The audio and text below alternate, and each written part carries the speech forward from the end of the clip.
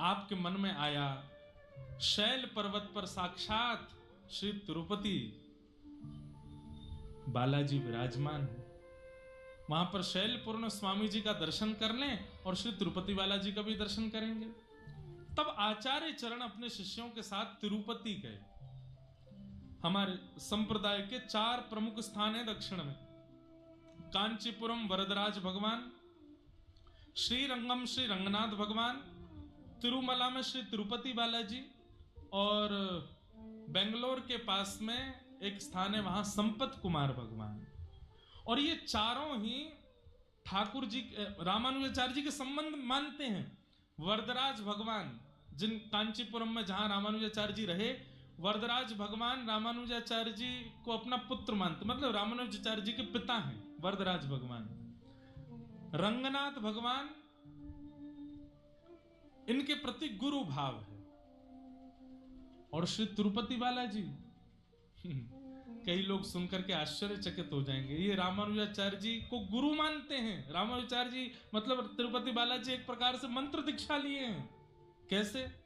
रामानुजाचार्य जी गए तो जैसे दर्शन करने के लिए पहुंचे, तिरुपति बालाजी खड़े हैं सामने, ये मुद्रा है उनके, ऐसे खड़े रहते हैं।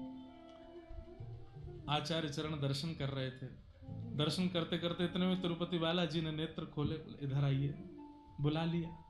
रामानुजाचार्य जी बोले कहिए। बोले एक बात बताइए आप। बोले क्या? मैं परमात्मा होकर के अवतार लेकर के भी इतने लोगों का उद्धार नहीं कर पाता, आप आचार्य बन के इतनों का उद्धार कैसे कर देते? ऐसी कौन सी बूटी है आपके पास में? और मैं परमात्मा बनकर के उद्धार करता हूं, लेकिन आप आचार्य बनकर के शरीर से तिरोभाव भी हो जाता, उसके बाद भी उद्धार होता ही रहता है जीवन भर। क्या करते हैं आप लोग ऐसा? रामानुजाचार्य जी बोले ये मंत्र सिद्धांत है, ये हमारा अंतरंग सिद्धांत है। बोले हमें बताओ क्या सिद्धांत है? बोले ऐसे थोड़ी बताएंगे, मंदिर में बैठ के सुनता है कोई, बाहर आओ। सत्संग सुनने की जो विधि है उस हिसाब से आइए। ठाकुर जी मंदिर से निकल के बाहर आ गए, मंदिर से बाहर तो आ गए, लेकिन अर्चक भी सब संग आए, कोई चमड़ डोरा रहा है, कोई पंखा जल रहा है, कोई ठाकुर जी को आरती दिखा रहा है, कोई बीड़ा लेकर के खड़ा है, कोई 56 भोग लेकर खड़ा है ठाकुर जी। रामानुजाचार्य जी ऐसे सत्संग सुनते हैं? चमड़ डुरा रहे हैं, यहाँ पे तुम्हारे पंखा चल रहा है, नीचे 56 भोग धर, ऐसे सत्संग होता है? ठाकुर जी बोले तो क्या करना, इनको भेजो, सबको भेज दिया। अब तो बता दीजिए आपके पास ऐसा क्या है जो हमारे पास नहीं? तो रामानुजाचार्य जी इतने, वेंकटेश भगवान तिरुपति बालाजी थोड़े ऊंचे, तो रामानुजाचार्य जी ऐसे बोले सत्संग सुनाने वाला ऊपर होता है, सुनने वाले को नीचे आना पड़ता है। बोले आप ये क्या कर रहे हैं? बोले थोड़ा नीचे बैठो। थोड़े नीचे हुए, बोले हाँ अब ठीक है, अब इधर आओ। समीप गए ठाकुर जी, तिरुपति बालाजी बोले अपना कान आगे करो। जैसे ही कान आगे किया, श्री रामानुजाचार्य जी ने तुरंत अष्टाक्षर मंत्र सुना दिया, गुरु मंत्र दे दिया।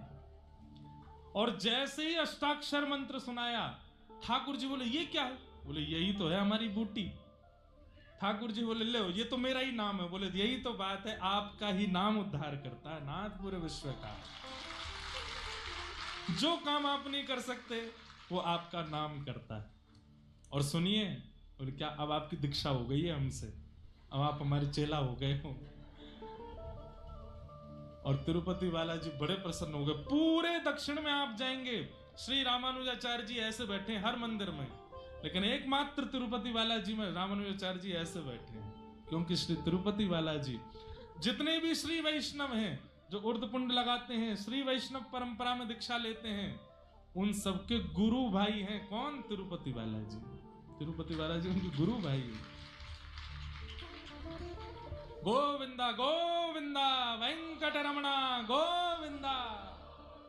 एक बार जरूर जाइयो भैया, बहुत आनंद आता है वहां पे। तिरुपति में दर्शन करके आनंद आ जाता है। तो इस प्रकार ठाकुर जी ने वहां आनंद किया।